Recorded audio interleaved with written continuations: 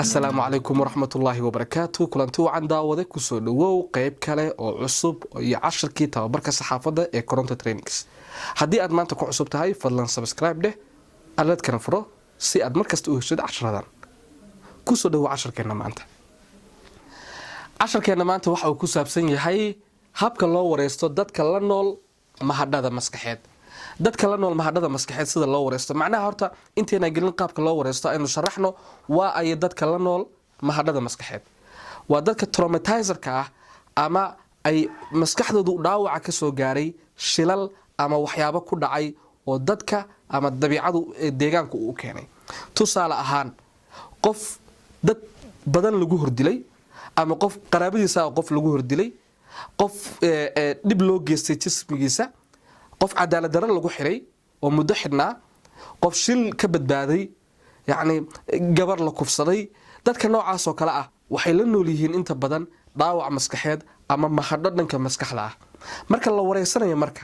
oo wariyaashu ay la macaamilayaan dadkaas waxay u baahan yihiin inay ula macaamilaan si ka duwan siday u qaadayeen wareysiyada la yeelanayay dadka siyaasiyiinta ah dadka caadi yani dadka aan xogta laga raadinayay qaab ka duwan in loo wareysto marka ugu horeysa marka waxyaabaha ay tahay in la isweydiiyo waxa weeyaan yani qofkan dib ha u xasuusin oo dib ha ugu kaakicin dhaawacii maskaxeed ay haystay dib yuusan u xasuusan oo uusan dhaawac kale dib u gaarin dhankiisa maskaxda sidoo kalena u sababee oo ka dhaadhici wareysigan sababta uu bixinayo يعني معناها adigu hadanaysan oo kaliyo wareysiga yuusan muhiim ku noqon laakiin qofku waa inuu ka arka isagu uu ku qanco sabab ay muhiim u tahay inuu u bixiyo wareysigan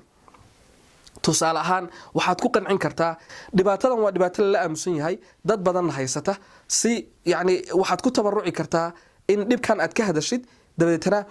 laga qabto wax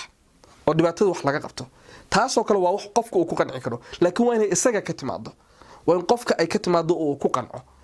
مركب قفكاس وإن أولا معامشد إنه قفكاس سجوا وجرنا يا صارت ولا سجوا بحناية سو كلنا مسكح ذا كوهاي إن فرصة أسيس قفكاس ما ملك سؤالها اللي يدينا يو السجع أيها وحكة ديارنا يا السجع أيها وحكة أقولنا يا سؤال شهي ويدين تاسن ويدين ورئيسية لكن عادي أو حنكون قاني وريها أيها ورئيس سؤالها ديارية oo u diyaarsada qofka la wareystaha la wareystuhuna jawaab kaliya buu leeyahay laakiin kan uu ka duwan yahay oo qofkii isaga ayaa fursad waxa loo siinayaa si uu su'aalihii wax uga diyaariyo midda uu doonay inuu ka jawaabin tuu doonay inuu ka jawaabin uu ka jawaabo sidoo kalena halka lagu wareysanayo laftigeeda aad bay muhiim u tahay maxaa yeelay sheekadan qofkan aad ka wareysanaysid waxa laga yaabaa dadka kula nool deegaanka inaysan ka warhayn in arintan ay ku dhacdo qofkan waxa laga yaabaa wareysigaagaasi inuu u keeno hadhow in dad badani ay arintaas ku calaamadiyaan qofkan oo ay takoor kale ku noqoto sidaas darteed goobta wareysiga lagu qabanayo laftigeeda inuu wax ka xusho ayaa muhiim ah oo adiguna aad mas'uuliyad iska saartid oo aad eegtaan halka lagu wareysanayo qofkan tusaale ahaan haddii aad wareysanaysid qof la nool xanuunka HIV-ga oo aad ka wareysanaysid takoorka uu dadka kala kulmo oo dhibaato badan ay ka soo gaartay isbitaalna uu ku jiro dadka isbitaalka kula jira inta badan ma oga haddii aad tiraahdo bukaanka dhexdiisa kugu wareysanaya waad ogtahay waxa dhacaya markaad ka baxday ama marka ugu horeyso oo ay maqlaan dadka bukaanka ah waa qolka halal ka saaro takoor kale halka uga bilaabanaya oo ka imanaya marka halka aad ku wareysanayso laftigeedahay waxay keenaysaa qofkii in uu takoor ku yimaado ay keenaysaa marka xulashada meesha wuxuu ku leeyahay rol buu ku leeyahay iyo door waa inuu isagu uu ku qanco meesha dadka qaarkood waxay u baahan yihiin markay hadlayaan oo ay sheekadaas ka hadlayaan in ay haystaan qof ay ku kalsoon yihiin oo ay ku qanacsan yihiin oo aaminsan yihiin inuu dhinacooda joogo si uu yani ay garab uga helaan kaligood inay hadlaan waxay ka jecel yihiin qofkaas ay aaminsan yihiin inuu garabkooda joogo u ogolow inuu qofkaas soo kaxaysto sidoo kalena haddii adiga laftigaaga marka aad ka dhaadhicinaysid qofka inuu wareysi ku siiyo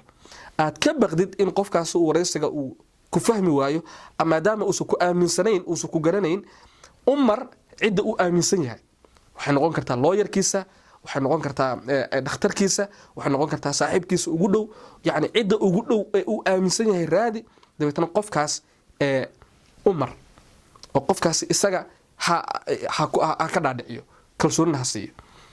qaybteeni maantana halkaas ayay noo joogaysaa haddii aan la yiraahdo toddobaadka soo socda ayaa daawan doontaan qaybta inta dambe ay muhiimka u tahay marka la wareysanayo dadka mahadhada la nool aad iyo aad baad u mahadsantahay qaybta koowaadna halkaa hay noo joogto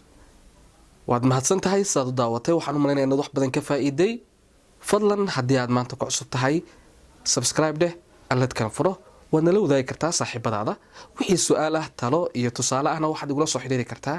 emailka ama ciwaanka Facebook ee xagga dambe aad ku arki doontid mahadsanid